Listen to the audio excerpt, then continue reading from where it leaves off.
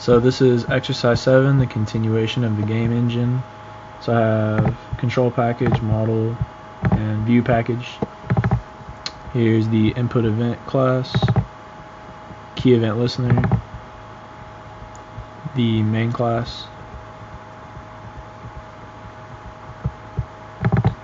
the mouse event listener, player input,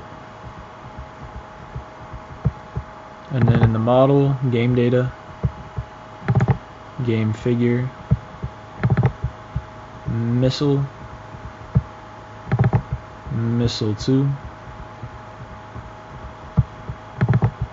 mouse pointer, shooter,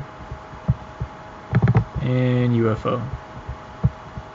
And then in view, I have my canvas and my window.